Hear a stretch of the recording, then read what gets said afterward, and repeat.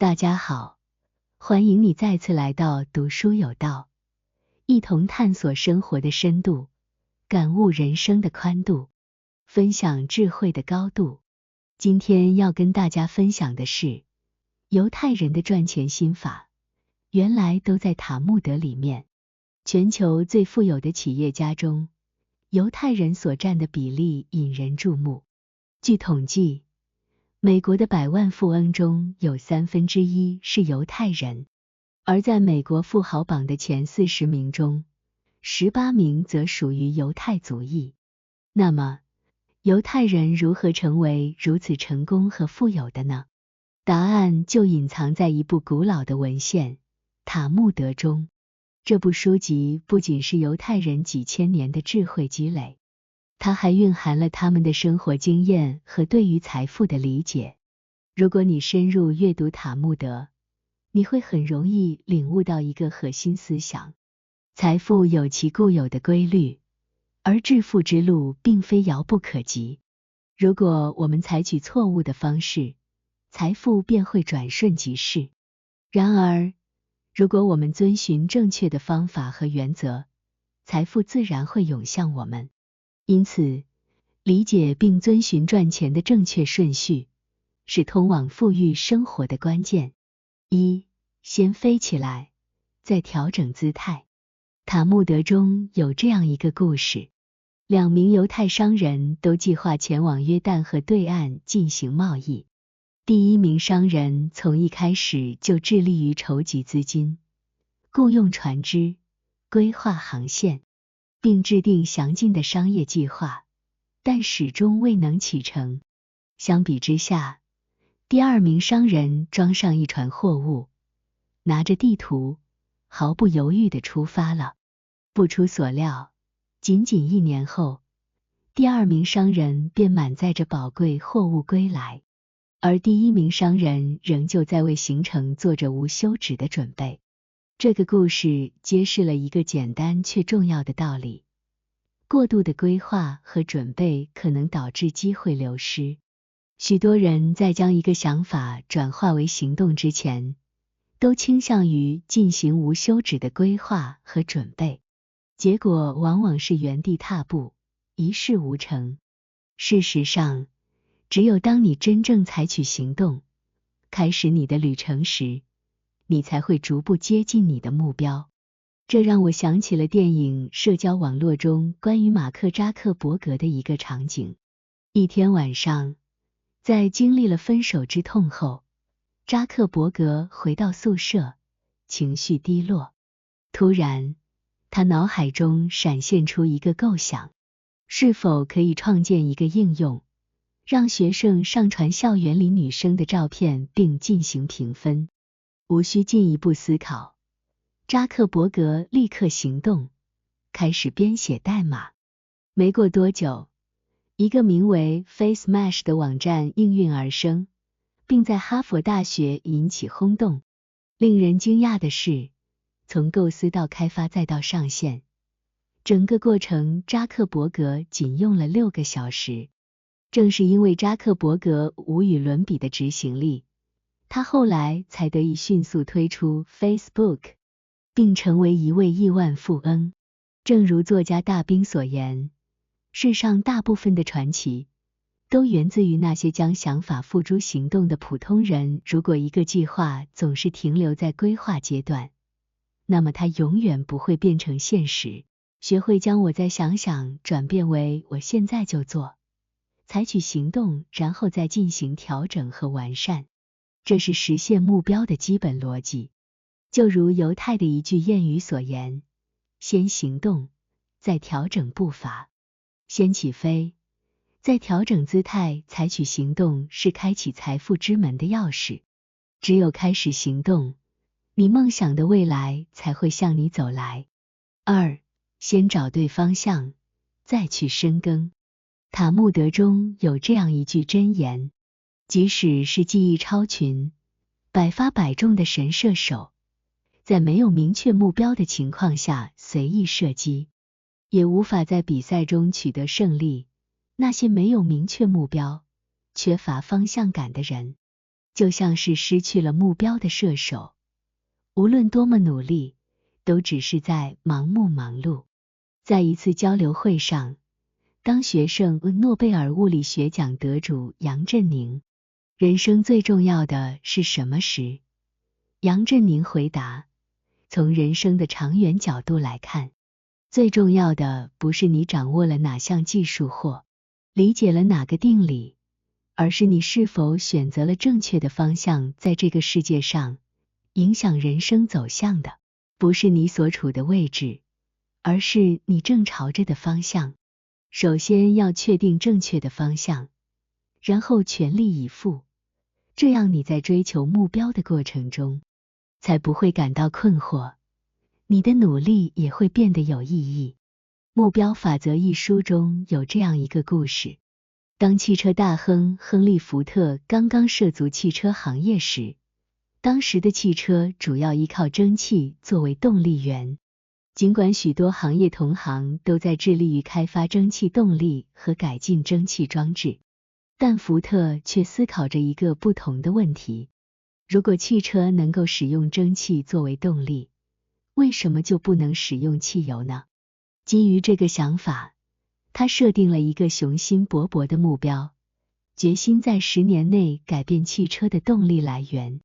从那以后，他开始作为机械学徒在工厂工作，深入学习机械制造，并研究内燃机的原理。不论每天工作多么繁重，他都会利用业余时间进行研发。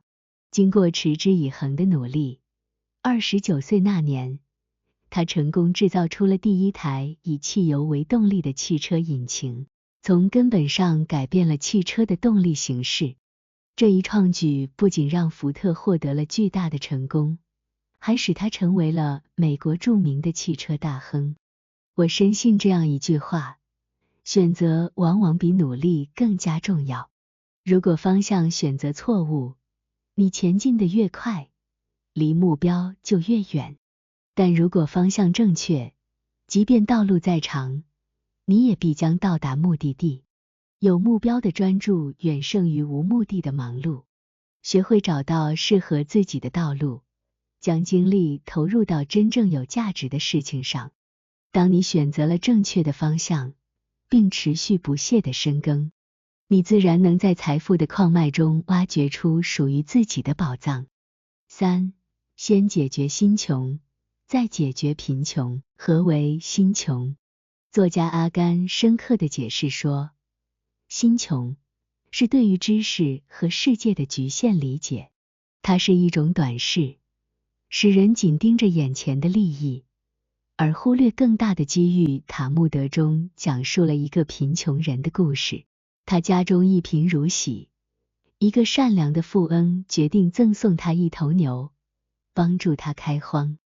若一切按计划进行，明年收获季，这位贫穷的人就能走向富裕。